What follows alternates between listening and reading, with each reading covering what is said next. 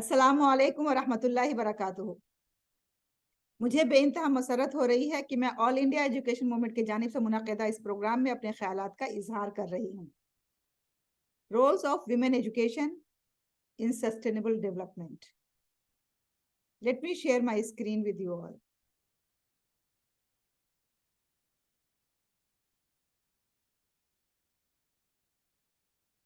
Each time a woman stands up for herself without knowing it, possibly, without claiming it, she stands up for all women. This is really very true.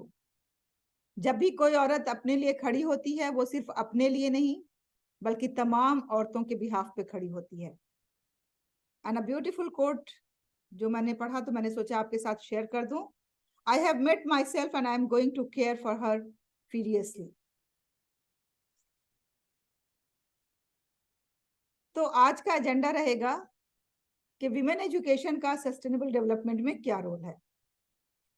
यहाँ पे मैंने basically, ऐसे तो बहुत से role हैं, लेकिन basically हमने यहाँ पे 10 जो एरियाज हैं, जो जिंदगी के 10 शोबे हैं जिनमें खवातीन की तालीम के जरिए इसको सस्टेनेबल बना सकते हैं, तो उन 10 एरियाज को मैंने यहाँ पे मुंतखब किया है।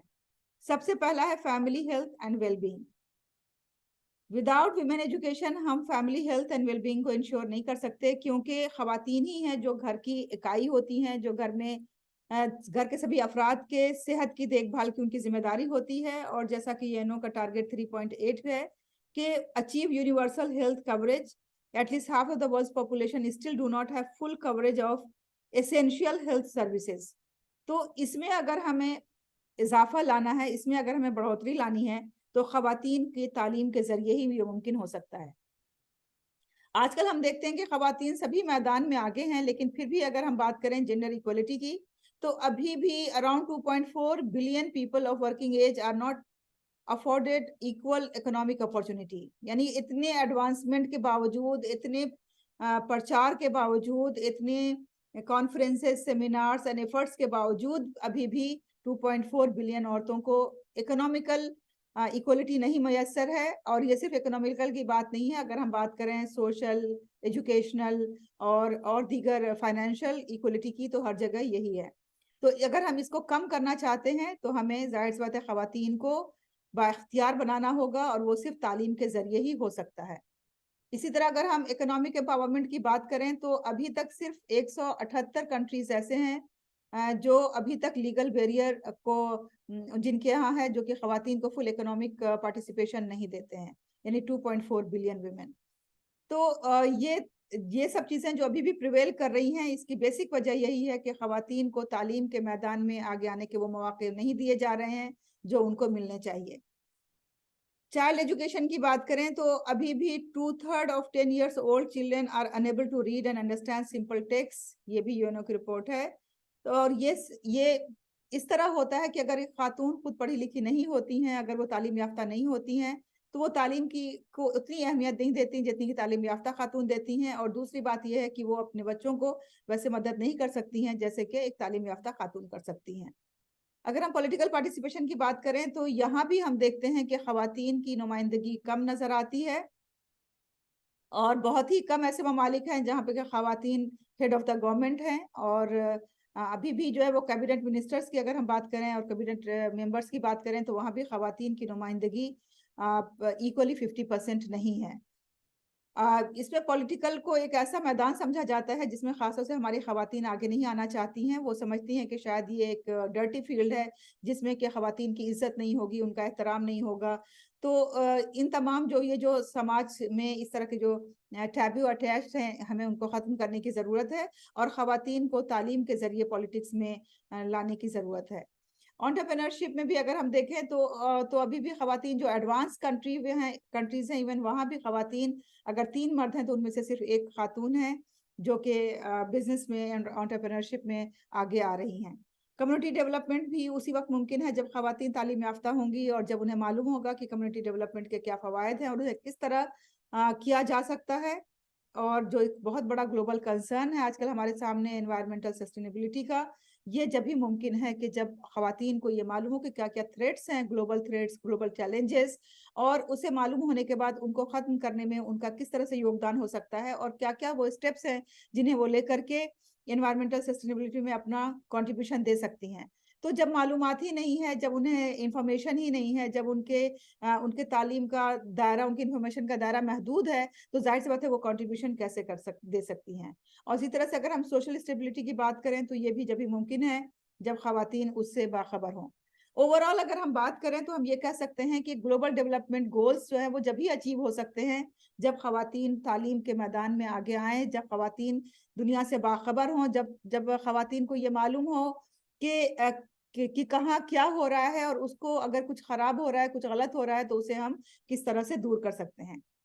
آخر میں یہ بات کرنا چاہتی ہوں کہ جب ایک خاتون اس دنیا میں اسی طرح رہتی ہیں جیسے کہ ایک مرد رہتے ہیں، اور وہ تمام فوائد حاصل کرتی ہیں، نیچر سے لطف اندوز ہوتی ہیں، یہاں جو سائنٹیفک ایڈوانسمنٹ ہے ان کا فائدہ اٹھاتی ہیں، تو جس طرح سے مرد سسٹینیبل ڈیولپمنٹ کے لیے کام کر رہے ہیں، خواتین کیوں نہیں کر سکتی ہیں؟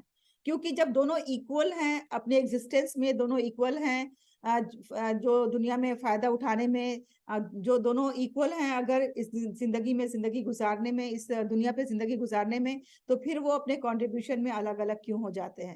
کیونکہ بیسیکلی خواتین کو یہ سمجھایا جاتا ہے کہ وہ صرف اپنی فیملی کی ذمہ دار ہیں، اپنے گھر کی ذمہ دار ہیں، اپنے کچن کی ذمہ دار ہیں، اور اس وجہ سے ان کا ذہن اس طرف نہیں جاتا ہے کہ گھر کے باہر بھی اور بھی گھر ہیں، گھر کے باہر بھی دنیا ہے، گھر کے باہر بھی ایک ورلڈ ہے، گھر کے باہر بھی ایک یونیورس ہے جس کا وہ ایک حصہ ہے اور جس میں کنٹریبیوشن دینا ان کا فرض ہے۔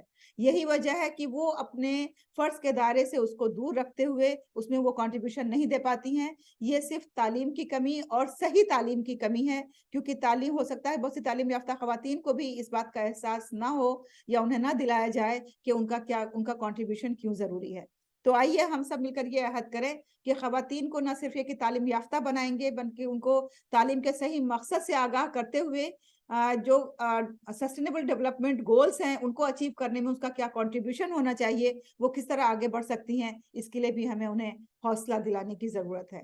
یقین جانیے اگر خواتین کی انگلی پکڑی جاتی ہے تو خواتین اسے بخوبی نہ صرف یہ کہ چلنا سیکھتی ہیں، بلکہ وہ دوڑنا، بھاگنا اور اپنی کیپیسٹی سے بڑھ کے کام کرنا جانتی ہیں۔ اسی لیے ان کو صرف مواقع دینے کی ضرورت ہے، اور یہاں پہ ضرورت ہے ہمارے مرد حضرات کو یہ بات سمجھنے کی کہ وہ اپنی خواتین کو مقام دیں، تعلیم دیں، اپنی خواتین کو حوصلہ دیں اور انہیں اس دنیا میں کنٹریبیوشن کے لیے تیار کریں۔ انہی باتوں کے ساتھ میں آپ سب سے اجازت چاہتی ہوں۔ اگر ہم تاریخ کے حوالے سے بات کریں، جاتے جاتے میں آپ کو بتا دوں کہ اگر ہم اسلامی ہسٹری کے حوالے سے بات کریں تو ہماری صحابیات نے ایسے نمونے ہمارے سامنے پیش کیے ہیں جن سے ہم بخوبی یہ نصیحت لے سکتے ہیں کہ ہماری جو صحابیات تھیں وہ بہت ہی کامیاب بزنس وومن تھیں، وہ بہت ہی کامیاب انٹرپرینر تھیں، وہ بہت ہی کامیاب اسکالر تھیں، وہ ایک جج تھیں، وہ پولیٹیکل انوالومنٹ بھی ان کا تھا، وہ ایک لیڈر کا بھی رول ادا کرتی تھیں، وہ میڈیسن کے میدان میں بھی تھی۔ یہاں ہم نے دو مثالیں آپ کے سامنے پیش کی ہیں، حضرت خدیجہ بنت خویلد رضی اللہ عنہا کی اور حضرت عائشہ رضی اللہ عنہا کی۔ یہ دو مثالیں ہمارے لیے کافی ہیں ہم کو یہ سمجھانے کے لیے کہ کس طرح سے انہوں نے اپنی کمیونٹی کے اندر اپنا کنٹریبیوشن دیا اور اپنے وجود کو انہوں نے منوایا کہ وہ بھی اپنا وجود رکھتی ہیں۔ اس دنیا میں خواتین بھی اتنا ہی وجود رکھتی ہیں جتنا کہ مرد حضرات رکھتے ہیں۔ تو جب ہمارے سامنے یہ مثالیں موجود ہیں تو ہمیں کس نے روکا ہے کہ ہم آگے بڑھیں؟ ہمیں کس نے روکا ہے کہ ہم اپنا کنٹریبیوشن نہ دیں؟ ہمیں کس نے روکا ہے کہ ہم یہاں پہ اپنے اس دنیا کو ایک خوبصورت دنیا بنانے کے لیے اپنا کنٹریبیوشن نہ دیں؟ جب ہم ایک گھر کو خوبصورت بنا سکتے ہیں، جب ہم ایک گھر کو جنت نشاں بنا سکتے ہیں، تو یقین جانیے ہم اس دنیا کو بھی جنت نشاں بنا سکتے ہیں۔ Thank you very much. Let's educate women to empower the world. This is very true. And if you have any questions, you can contact me on the given numbers. Thank you very much. May God bless you.